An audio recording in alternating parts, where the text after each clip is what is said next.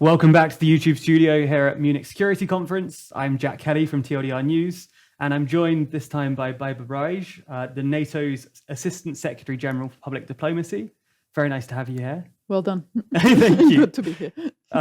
Let's start with the topic that everyone's talking about at the moment, Ukraine. It seems that Kyiv is somewhat resigned to the fact that they won't be joining NATO, at least in the short term.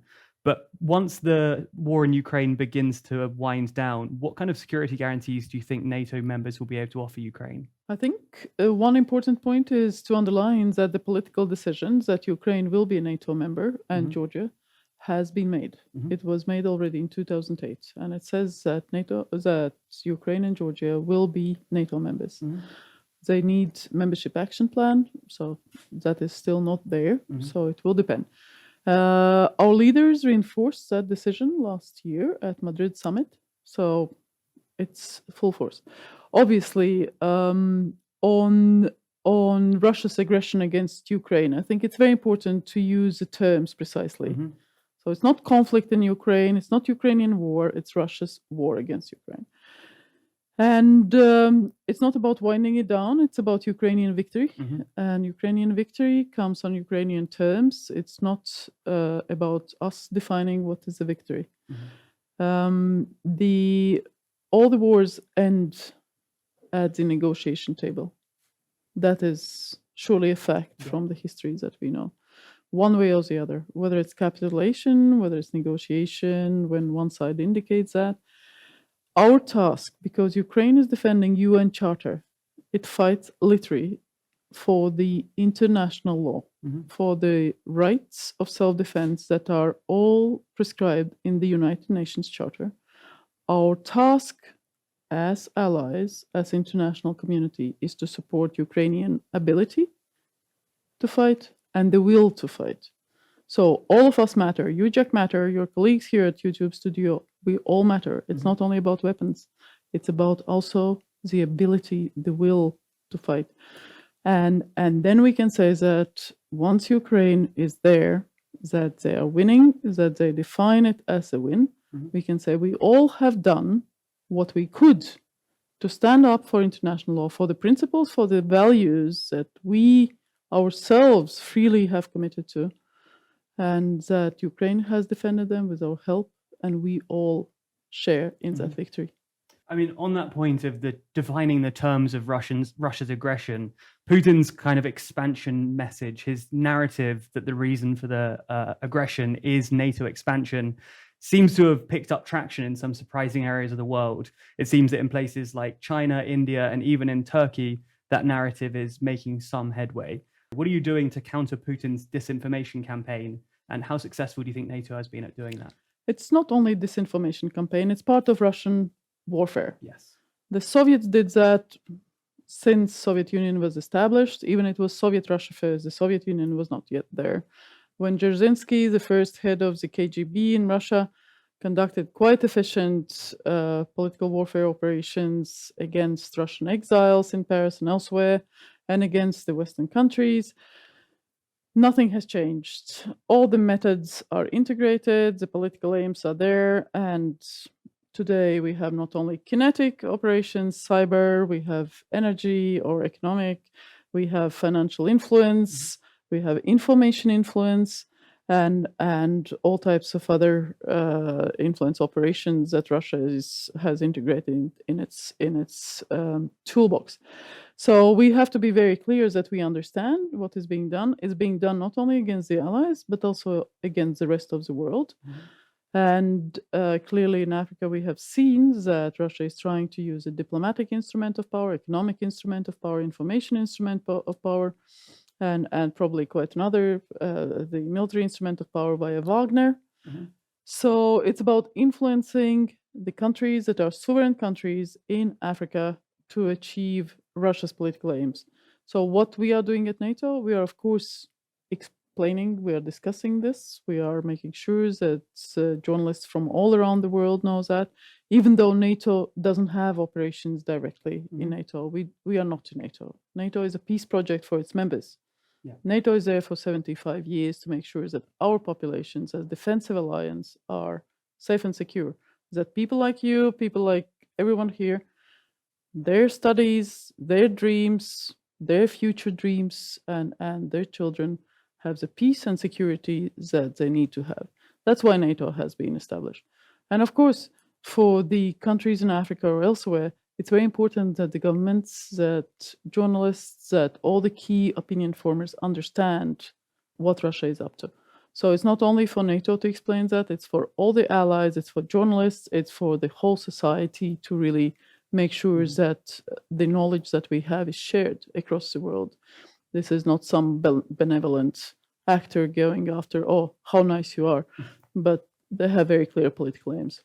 Speaking of NATO's influence, it's clear that there's been a real reinvigoration of NATO in the last kind of year or so, because it was only a couple of years ago that even President Macron described the organization as brain dead. Do you think that reinvigoration is permanent now going forward, or do you think we could see NATO's influence wane again?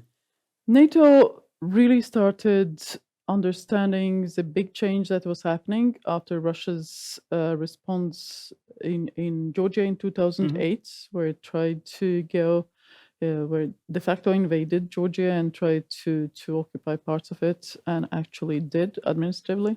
So the big change started coming then, and then 2014, Russia invaded Ukraine for the first time, and it really never stopped. So what we saw in Donbass was permanent fighting. It was not necessarily on the front pages of the papers or on top of our screens, but it was ongoing. So what NATO did was, of course, take this knowledge, this understanding into account. NATO changed significantly, making sure that our intelligence services work together, information is understood, our open source experts, all the analysts, people who follow literary technology, who follow what is happening on the ground, that they were sharing information, understanding what Russia was doing. So that's why when Russians already in 2021 started moving troops closer to Ukraine, remember there was, in the springtime, there was that big exercise. That time they did not conduct the second invasion into Ukraine, but they moved quite a lot of material, quite a lot of capabilities at the Ukrainian border. And then, of course, our intel services were seeing all of that. So they were alerting our publics, our journalists, the whole world to it.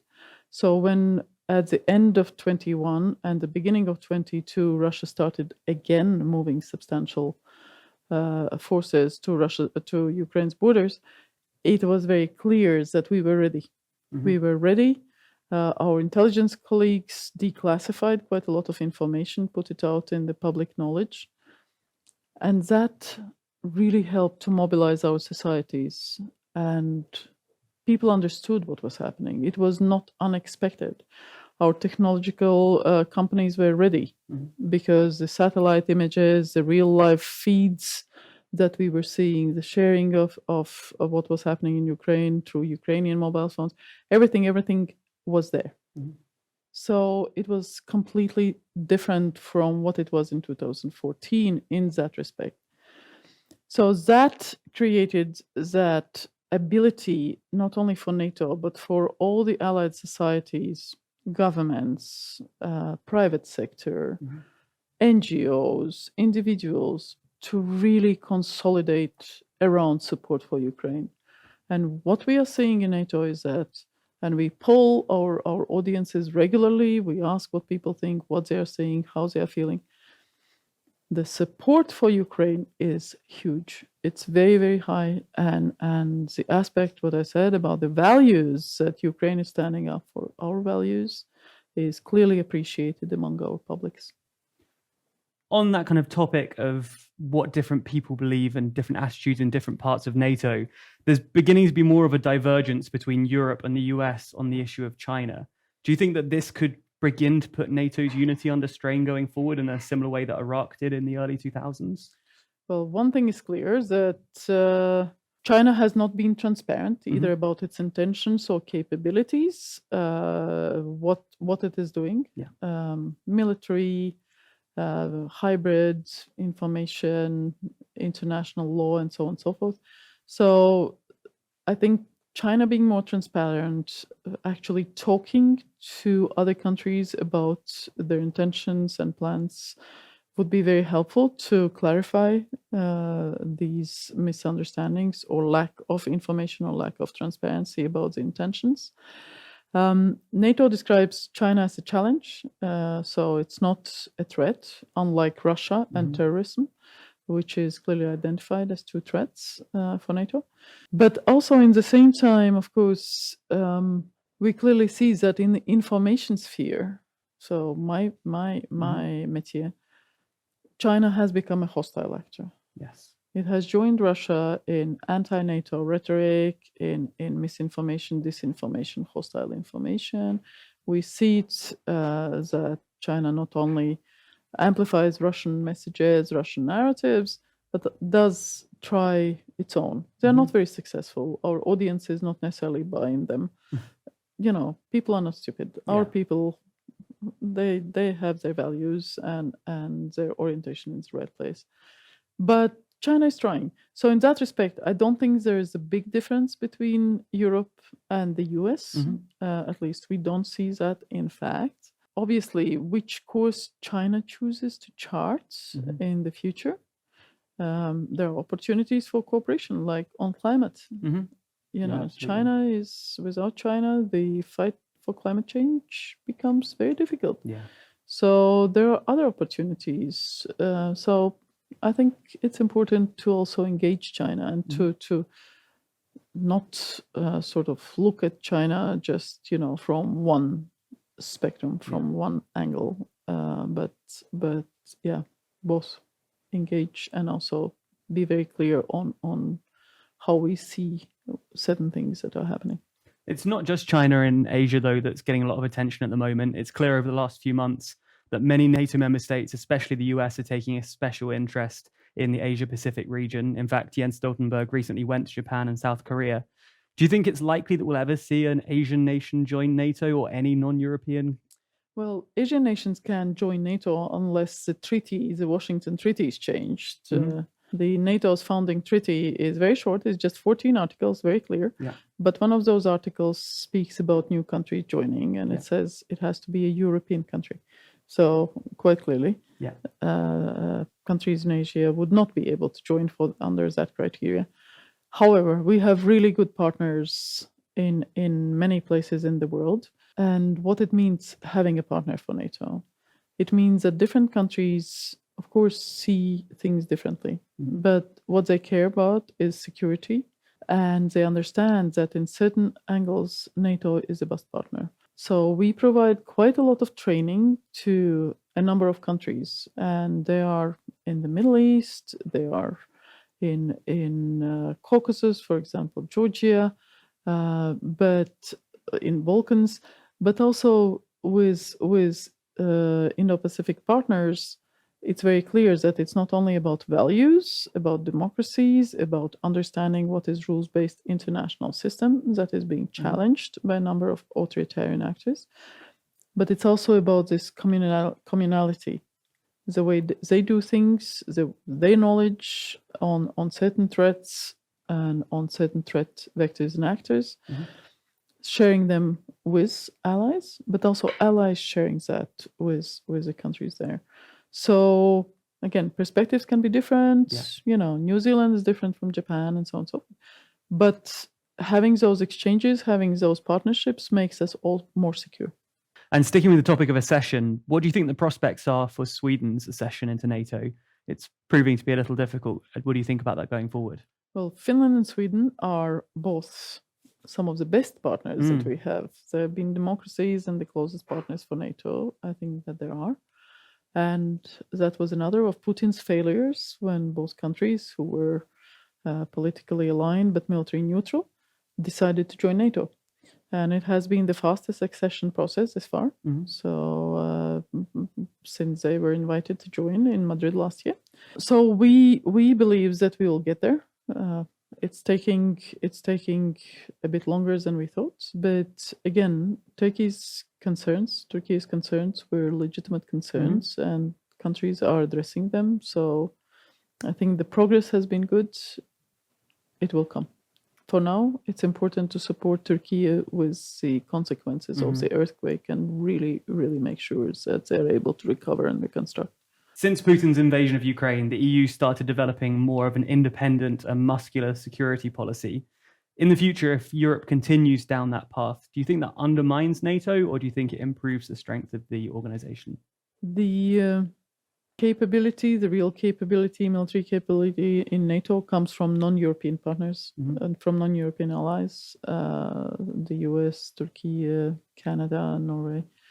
So we have to be very clear that what NATO provides, the ultimate security, the collective defense capability cannot be duplicated. And that is also included in the EU-NATO joint declaration that was just signed, clearly stating NATO's role in collective defense. Having said that, of course, there are so many areas where both EU and NATO can work together. The membership is not very different. And with Finland and Sweden joining, of course, it will be very few countries who are outside NATO, but are members in the EU. So whether that's military security, I mean, also on security per se, sharing the understanding of threats, sharing the understanding of a variety of hybrid elements, but also military mobility, resilience, standardization of defense production. There is so much that can be done together, so much. Absolutely. NATO is often described as the world's most successful military alliance. But despite that, some countries, some member countries, including Greece and Turkey, have a majority of their population who disapprove of NATO. Why do you think that is, and what is NATO doing to try and improve that situation? NATO is the most successful political military alliance, and it's a defensive alliance. As I said, it's a peace project for its NATO's, for its members, for almost 75 years. And people can have different opinions, but ultimately, when we look at the numbers and when we look at the commitment of the political and military decision makers, they all want to be in NATO. They all want to share that peace project and make sure that also the future generations in our country do that. Thank you so much for your time. It's been really great to get your insight on this. Thank you so much for having me. Thank you.